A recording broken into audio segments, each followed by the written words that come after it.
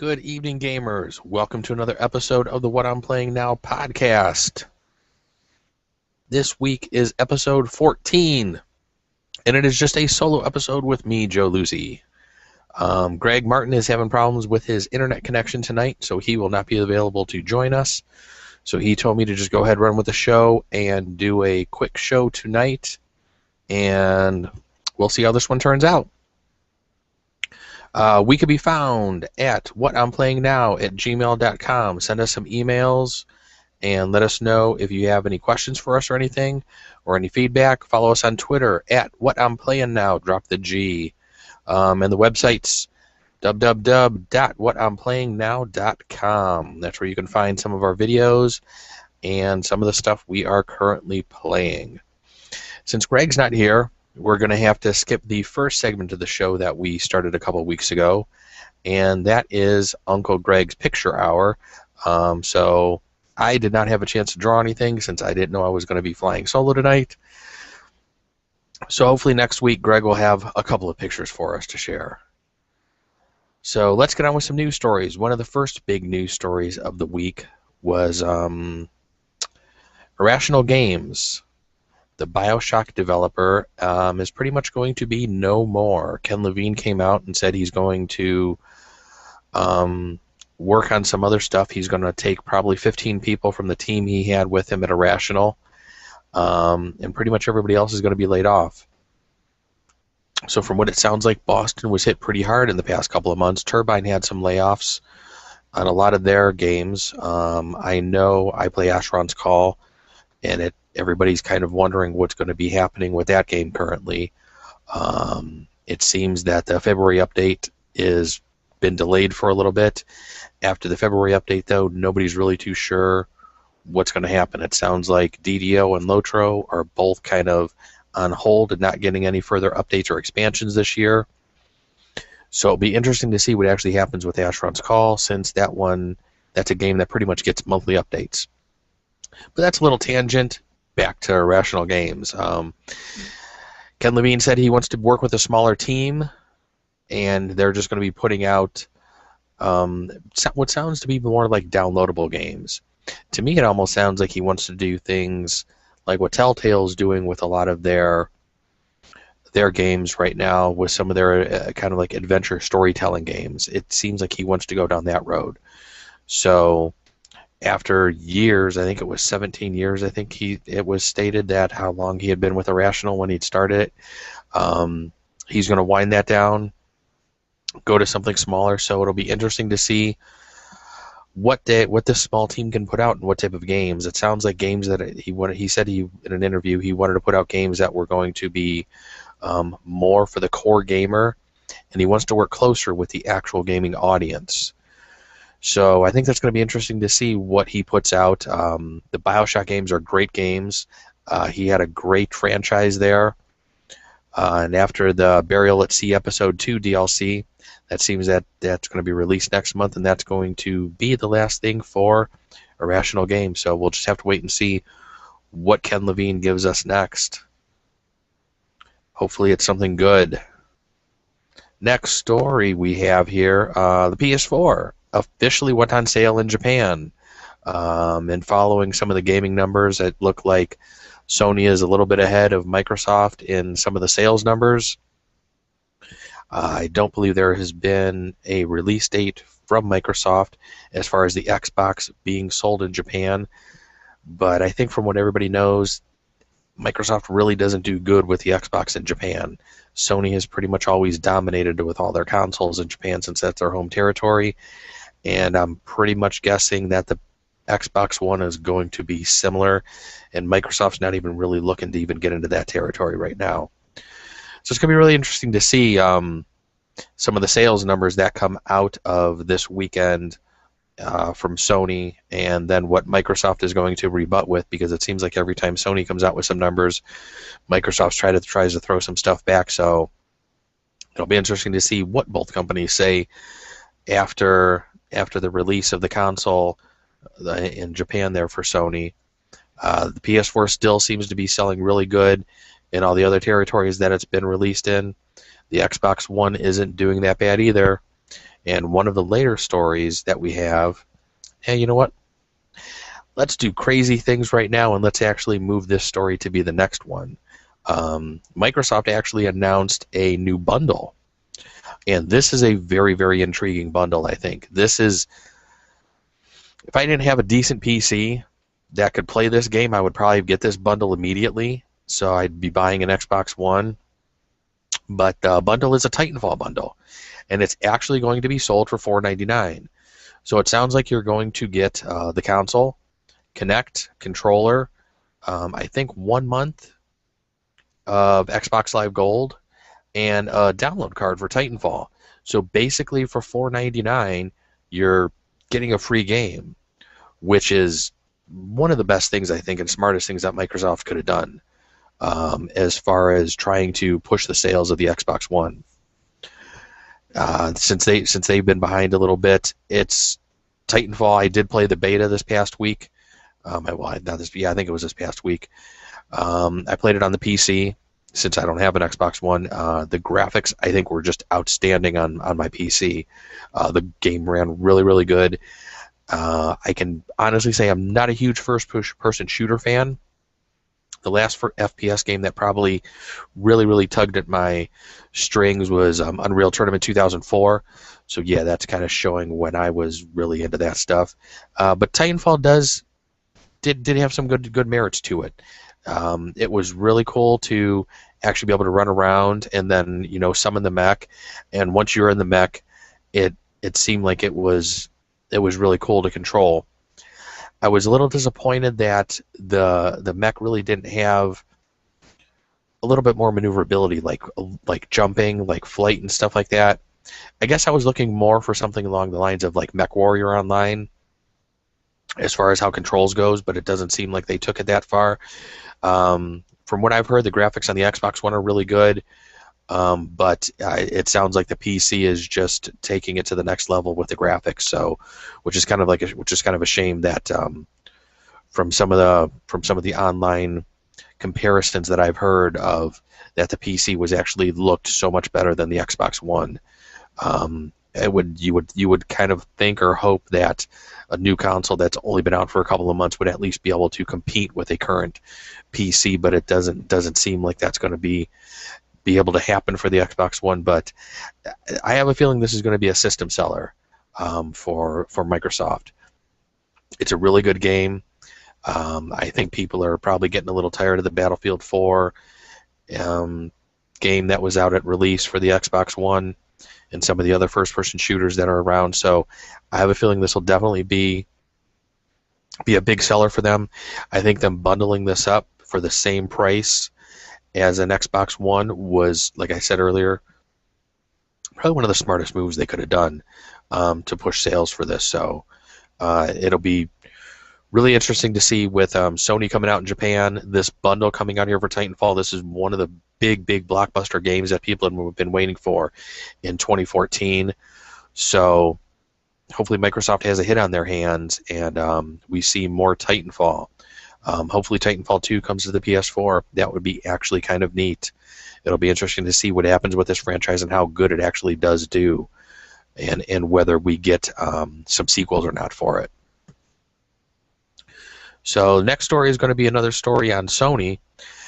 There's been a lot of talk about the Sony VR headset, and supposedly it sounds like there is going to be some announcements made in March in regards to Sony's actual VR headset.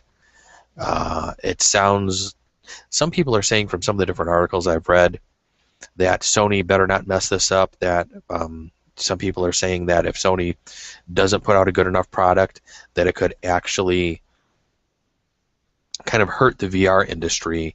Whereas Oculus Rift is pretty much concentrating on the PC, they're pretty much saying that neither of the consoles, the Xbox One or the PS4, are going to be powerful enough to actually power their VR headset or a VR headset. So it's going to be interesting to see here what Sony releases and actually how good it is. If Sony does release a VR headset here this year, or possibly early next year, I would probably jump all over that. That sounds like something that would be right up my alley. I've always been a huge fan of VR. I know it always hasn't been the world's greatest um, in regards to some of the stuff that's already come out. So hopefully all the iterations that we get here in the next year or so are just going to take this gaming to the next level and really come out with some nice graphics and some nice immersion that we can get for the games. So one of our last stories here is not even pretty much game related, pretty much more, I don't know if you want to say pop culture related or something, but Harold Ramis passed away earlier today. A lot of people at work were talking about this. He was probably pretty well known for all the different movies he was in. Stripes. He was Egon in Ghostbusters. So that was really sad to hear that he passed away at 69 years old. So that was just something I wanted to throw in there and just mention in case people had not heard about that yet. But I'm sure if you're a fan of games and pretty much into anything that we are here at What I'm Playing Now, you probably heard about it pretty quickly, pretty much like we did today earlier on. So I guess we're going to get into a lot of the different things that I've been playing this week. And I actually played quite a few different games this week. I probably didn't spend too much time on any one thing like I wanted to, but I did want to get in quite a bit of different gaming, just to make sure I had a whole bunch of things to cover for the show. So as I mentioned earlier when I was doing the news, one of the first things I was in was Titanfall beta. I thought Titanfall was pretty good. Like I said, I definitely liked it on the PC. I don't think I will be buying this on day one. Maybe I'll get it as it comes out, maybe in a sale later on. But it just didn't grab me, and it just didn't keep me, and I just didn't feel like I would get my $60 worth out of the game. As you know, like I said before, I'm not really a huge first-person shooter fan, and it just didn't have what Unreal Tournament had for me, back in the day, and it just didn't evoke that same type of that same feeling in it. I guess some of the different mechs that I experienced just had a little bit different of a feel to them, but I think one of the things that I really liked about Unreal was a lot of the different vehicles and the way each one really controlled differently and played differently. So we'll have to wait and see after Titanfall comes out if I do pick this up at a later date or not. I didn't think the game was bad. I did enjoy what I played. I just didn't think it was something that I would be, one, able to invest the time into that I would want to, or two, that I really wanted to. So we'll wait and see what happens with Titanfall. That may be something to pick up, like I said, later on during a sale. One of the other games I continued to play from last week was Danganronpa, Trigger Happy Havoc. Still loving this game. I'm not done with it yet.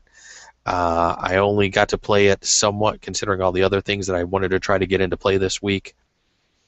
I think the story, this is probably one of the best stories in a game I've played in quite a while. I've still been playing some Persona 4 Golden. I think the story in Persona 4 is great as well, but Danganronpa is, the story is just incredible. And like I said last week, I really don't want to go into too much of the story, because just giving away the story is going to give away a lot of spoilers. So this is a game that if you're into any sort of anime or any sort of the Japanese games, definitely one to pick up. I can't praise this game highly enough. I'm so glad I bought this when it first came out, and I'm hoping I'm going to be getting it done here. I'm going to try to maybe knock through a lot of it this week, because there's a couple of things I want to get before the new South Park game comes out in about... actually, that game comes out a heck of a lot sooner than I thought. I think that's coming out in a week or two, so... yeah, I don't have much time to finish some of these other games before South Park, so South Park may actually be put on temporary hold until I get some of these other things knocked out. So one of the things I was able to start and finish that I wanted to get done before the beginning of March was The Walking Dead Season 2, Episode 1. I was able to play that yesterday. I started playing it yesterday morning and pretty much knocked it out in a couple hours. I think it was about maybe about a 3-hour episode is what I played through on that one. It picks up, you're playing as Clementine, and I really thought the story picked up at a great spot. I think the story is just as intriguing, is just as good as the first whole season was. Telltale hasn't missed a beat whatsoever in starting season 2 with this first episode. There were just so many different parts of the game that just pulled so many different pieces of, tugged on emotions from every direction, and it's definitely one you do not want to miss.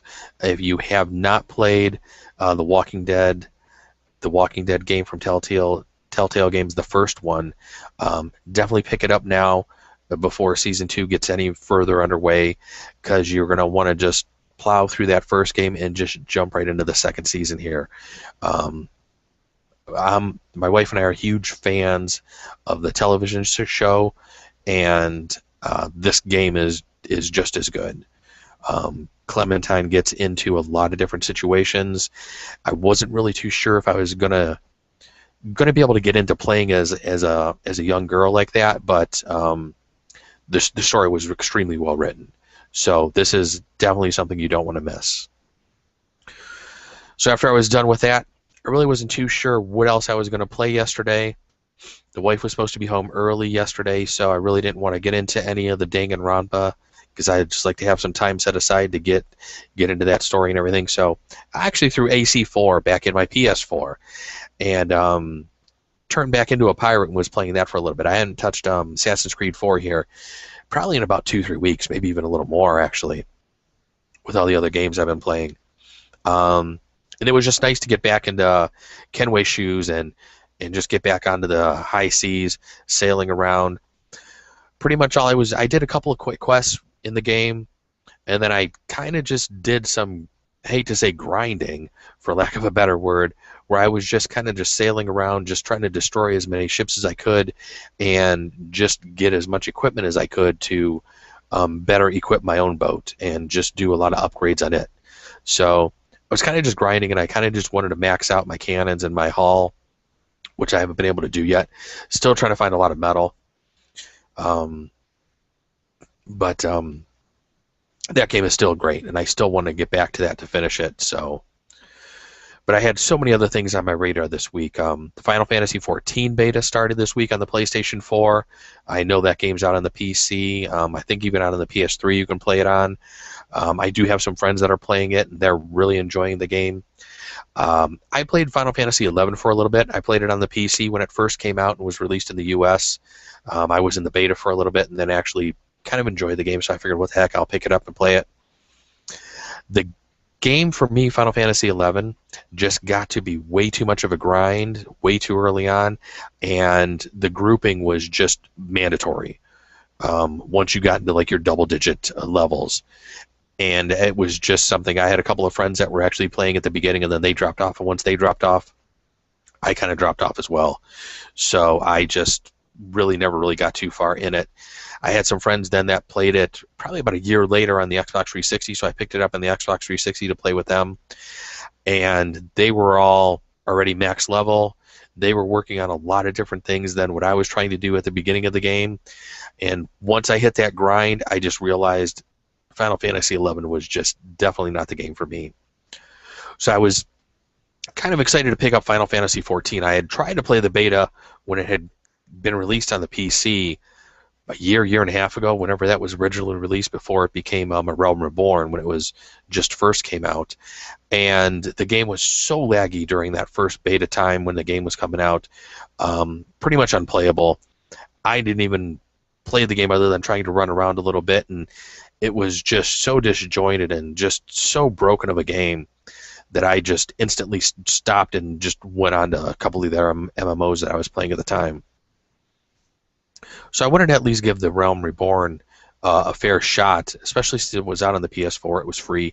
I figured, let me get this downloaded and load it up, and let's give it a shot. So I tried to spend most of Saturday with it, and I have to say it's not a bad MMO, but it doesn't bring anything new to the table as far as MMOs go. And I know most MMOs are pretty much the same. They've all been rinse repeat, do the same thing over and over again. But this game really felt like it was just something that should have been released 3-4 years ago, not in 2014. I was very surprised when talking to NPCs, there were no voiceover acting for any of the NPCs. It was all text based. The graphics were good. I think the cutscenes looked spectacular in the game, but they're cutscenes. I mean, cutscenes in any game tend to look better than the game itself.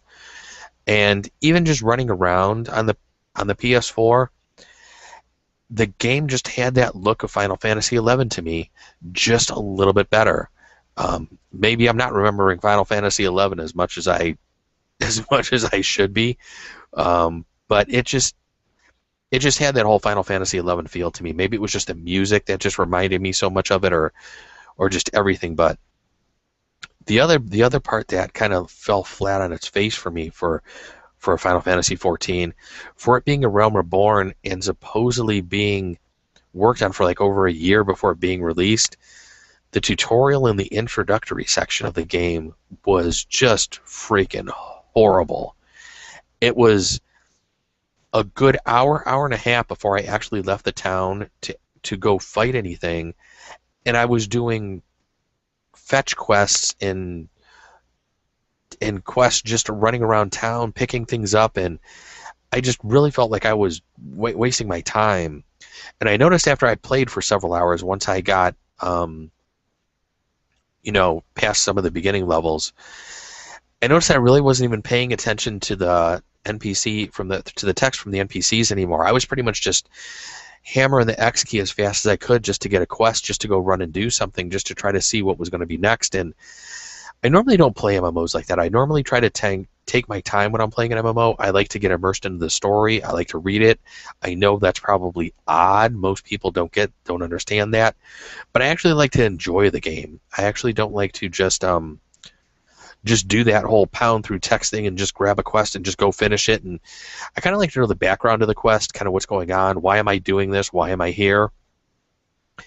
And I spent all day with Final Fantasy XIV, and I wanted to stop halfway through the day and just jump onto something else, but I wanted to just push my way ahead and try to get as far as I could and just experience as much as I could just to give it a fair shake. Because I know when you're playing an MMO, you can't just always play the first couple levels and be like, oh, well, the rest of the game's going to be like that. So I've been playing MMOs for 13 years now, so I know what they're like. And I know you have to kind of get past those whole first introductory levels where they're trying to teach you stuff, but the stuff they were teaching me and the way it was explained in Final Fantasy XIV, it was just it needs to be reborn, because it was really, really bad. It was, everything just felt like they were kind of telling you stuff, but not in the right way, not in the right order. I just didn't feel like the flow of it went fine or was working for me or anything. So after spending all day Saturday with Final Fantasy XIV, I pretty much just felt like, okay, I really don't need to touch this again, and Final Fantasy XIV is pretty much dead to me. So I was talking to one of my buddies at work. His wife's actually playing Final Fantasy XIV on the PC with a guild I used to be in Rift, and he kind of just laughed and said, yeah, he was going to disown me as a friend if he said I actually liked Final Fantasy XIV. So when we were having our discussion at work today, and I told him, you know what, Final Fantasy XIV just really isn't the MMO for me, he just kind of laughed and agreed. So I'm sure there's a lot of people out there that are enjoying it. I, for one, am looking for something a little different in an MMO. I didn't see Final Fantasy XIV bringing anything new whatsoever to the table. Maybe there's endgame stuff that I just didn't experience. The beta was only to level 20. I honestly didn't make it to level 20, but I mean, I tried to play it as much as I could for as long as I could before I just kind of had to throw in the towel and just be like, you know what, this game just isn't for me, and I just need to move on to something else. So one of the other things we played this weekend, my wife and I have this thing for Zen Pinball 2. I don't know what it is. We like to just sit there and just play that for a little while. Have a few drinks and just play some pinball. There were new soccer tables that were released this week, and I picked up one of the teams from Italy, and it was really, really enjoyable. I had kind of a blast with this thing playing it. I had one of my highest scores ever. I know you get a trophy on Zen Pinball 2 if you hit 150 million, I think it is. And on one of the games, I got 149,700,000, and I was quite livid that I did not get to that 150,000 point. It was so damn close. But I was having a blast playing that for probably a couple hours the one night. My wife and I also downloaded the Plants vs. Zombies table because she was a pretty big Plants vs. Zombies fan, and we never downloaded it on the PS3. I thought we had downloaded the demo, but once we kind of started playing it, neither of us really remembered playing it before. So we kind of sat there and looked at each other. I was like, "It's $3." We downloaded it, and I let her sit there and play it for probably a good couple hours, and I just kind of grabbed my Vita and was just screwing around with a bunch of different things on that while she was playing it, so she can get some PS4 time in. She really hasn't been playing the PS4 too much. But she was really into the Plants vs. Zombies table, and she just kept saying, after every game, she goes, "Let me just try one more time. Let me just try one more time." And she was trying to beat her high score, and it was just really funny sitting there watching her play that, and just not being able to put down the controller, and just wanted to one up her score one more time. So that is pretty much a summary of what I did for the week. Greg had a bunch of things he wanted to talk about. He had some more of his Lightning Returns Final Fantasy 13 stuff going on. He says it's consumed his life. He did some Star Ocean. But that's pretty much about it for me for the week as far as what I played. I didn't get any board games in this week. I think my wife and I talked about maybe doing some Pathfinder one night this week or this weekend coming up. She was sick this past week, so we really didn't get a chance to do too much with board games this weekend. Just her sitting there playing some PS4 on the couch was about all she could muster up. So that's about it for the what I'm playing now part of the show. And we're going to jump into the last part of the show, what I want to play, and the one thing I'm drooling for this week. There was a new trailer that was released for The Order 1886, and damn, does this game look good. When you want to talk about next-gen graphics, this game looks like it has everything. I know the new Thief game is coming out this week, and from what I'm seeing from some of the early reviews, it looks like that game is scoring okay, but it doesn't seem like it's knocking anyone's socks off so far. I'm going to have to watch a couple of the reviews and read a little bit more about it. It seems like it's averaging maybe around a 70 right now, is from what I can tell from some of the early results that are coming in. But back to The Order 1886, this new video that they put out there, it was, if it's a video you haven't seen, we're going to put the link on our site. I think I have the video from Game Trailers is where I watched it. And I have to say, this game just is definitely going to be something I pick up on day one when it's released. I'm not going to pass this game up. This game looks like it has everything. It looks like they're really concentrating on the single player aspect of the game. There's not going to be any multiplayer in it whatsoever. And I think Greg and I talked a little bit about this last week. I think that's actually a really good idea that developers and some of the gaming companies are really getting into that. Concentrating on either the single-player game like The Order is, or multiplayer is like Titanfall is, because Titanfall is a multiplayer-only game. So I think it's good when the companies try not to tack on one part or the other to their game, just to kind of get a check mark, or just to try to say that, hey, our game has all of these aspects to it. I'd rather play a game that has one aspect to it done extremely well, rather than a game that's multifaceted and just doesn't really do good or doesn't really look good from any way you look at it. So anyway that I've looked at the Order of 1886 so far, it looks incredible. The gameplay sounds like it's going to be challenging and fun.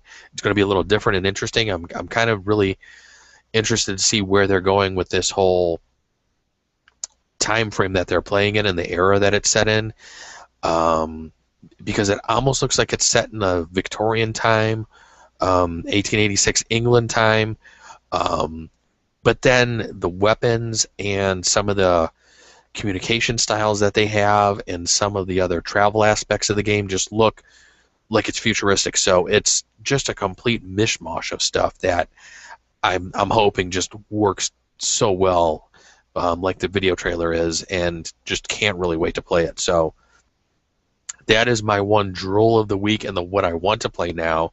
Can't wait for this game to come out. It just can't come out soon enough, and hopefully I can get through all this other shit that I've been playing for the past couple of weeks and just get some of these other games knocked out here. So when that game does come out, I have an open time frame to just sit down and play nothing but it. So I think that's going to be it. We're just over the 30-minute mark, which is, I think, pretty good for a solo show today. And that's about all I'm going to say. Check out the website, www.whatimplayingnow.com. Hit us up on Gmail if there's anything you'd like to hear us talk about, or if there's anything, any suggestions you have for us, whatimplayingnow@gmail.com. Follow us on Twitter, @whatimplayingnow. Don't forget to drop the G. Twitter only lets you have so many characters. And that is about it. Everybody, have some fun gaming, and we will see you next week with another episode of What I'm Playing Now. Have a good one, everybody. See you later.